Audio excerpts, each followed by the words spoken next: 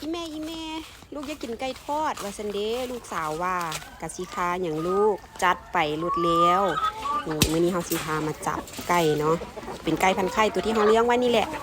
ตัวใดที่มันเอาบ่ตัวมันบ่งามปานใดเนาะเฮาก็จะเอามากินเนาะนี่เคตัวนี้เฮาได้ละได้ไก่ตัวนึงละเป็นไก่แม่เนาะไปเลยบัดนี้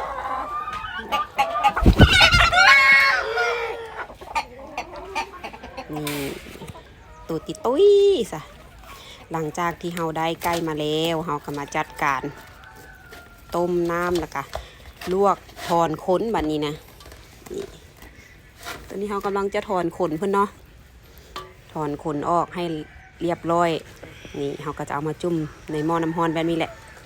ถ้าตัวใดที่มันลุกยากเฮาก็จะเอามาจุ่มใส่น้ำร้อนแบบนี้เนาะแล้วเฮาก็จะเอามาลูกต่อ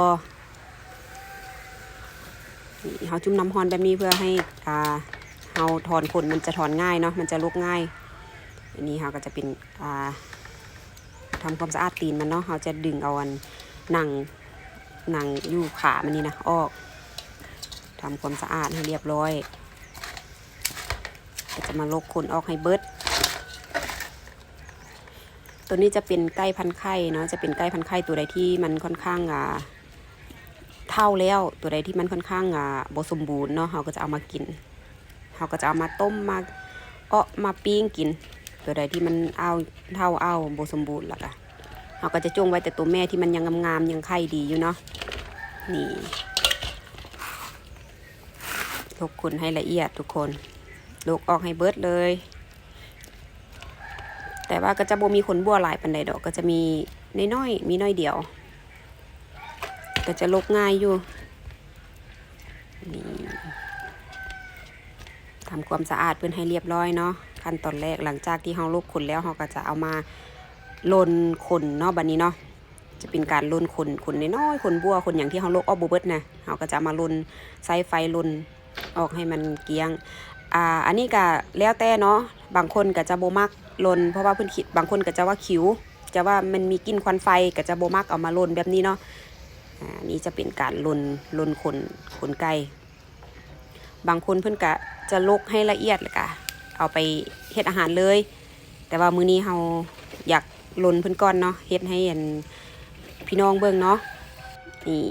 หลังจากที่เฮาลนขนลกขนแล้วเฮาก็จะมาทำความสะอาดมัน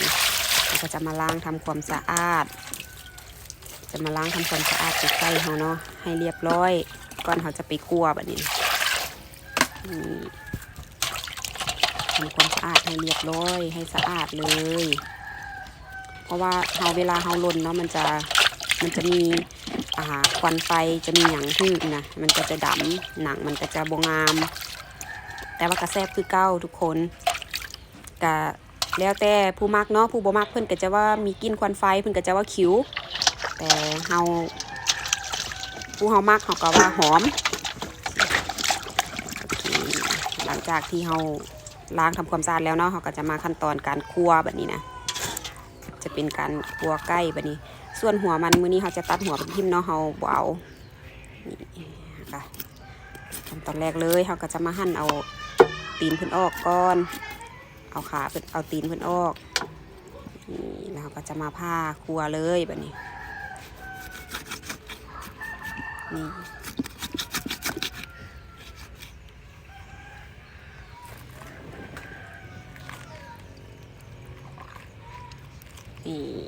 อันนี้ก็จะทำความสะอาดคั่วเอาเครื่องในเพิ่นออกเนาะอันนี้จะคั่วเอาเครื่องในไก่ออกทำความสะอาดก่อนที่เราสิเอาไปเฮ็ดอาหารเนาะก่อนที่เราสิเอาไปประกอบอาหารอันนี้ก็จะเป็นไส้ที่แรกก็ว่าจะเอาทิ่มและลูกสาวบอกว่าแม่ลูกอยากกินอีแม่เอาไส้ทำความสะอาดไส้มันมาให้ลูกแน่ได้บ่ว่าซั่นก็จัดไปเลยแล้วอีแม่ก็เลยได้เอามาทำความสะอาดให้เพื่อนเนาะก็จะเป็นการผ่าไส้นั่นแหละทุกคนผ่าไส้เพราะว่ามันจะง่ายต่อการทำความสะอาดเนาะนี่ก็จะผ่าออกแบบนี้เลยนี่แล้วเราก็จะเอาไปทำความสะอาดเอาไปล้างใส่น้ำเกลืออีกเนาะรอบนึงหลังจากนั้นเราก็จะมาผ่าเป็นชิ้นแบบนี้นะเราก็จะมาผ่า ซับเป็นสิ้นเนาะเพราะว่ามันจะง่ายกับการที่เวลาที่เราทอดนี่ก็จะผ่าครึ่งแบบนี้แล้วเราก็จะมาเอาปีกออกก็จะมาผ่ามาตัดเอาปีกออกเป็นสิ้นส่วนเนาะเราก็จะเฮ็ดเป็นสิ้นส่วนแล้วก็จะมาเอาขาออกแบบนี้นี่อันนี้ส่วนคอเราก็จะตัดออกเป็นสิ้นอีกเป็นสิ้นหนึ่งแล้วก็ปีก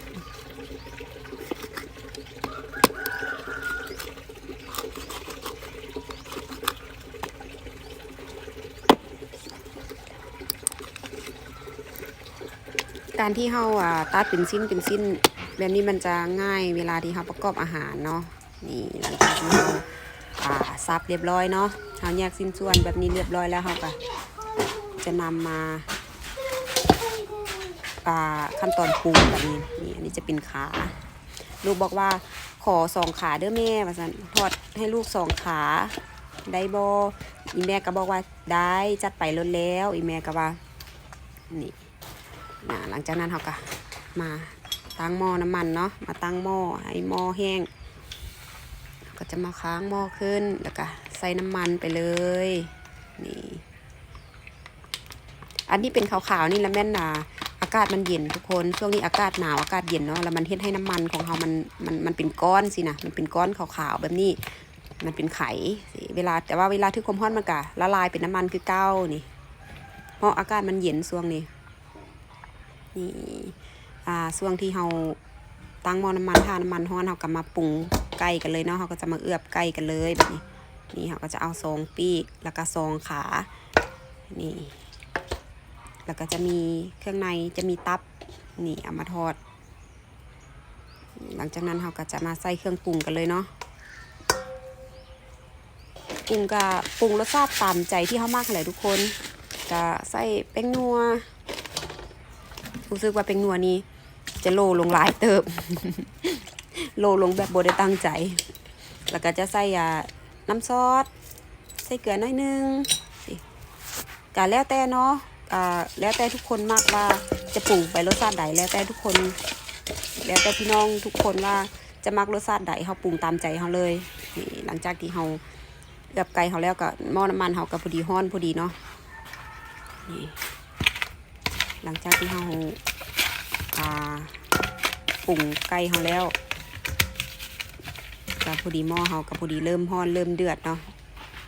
เราก็จะมาจัดการทอดเลยแบบนี้เราจะมาจัดการทอดมันกันเลย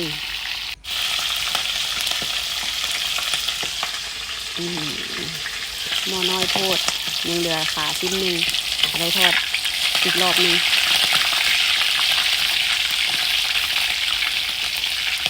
กินเริ่มมาแล้วทุกคนตอนนี้กำลังเริ่มเหลืองกินเริ่มหอมและเริ่มมาแล้ว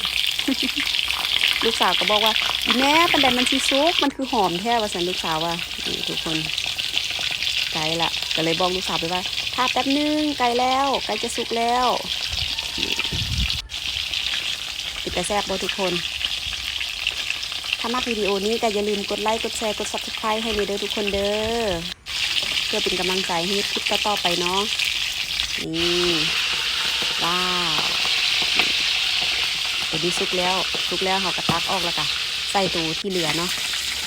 โอเคขอบใจด้วยทุกคนที่รับชมบ๊ายบาย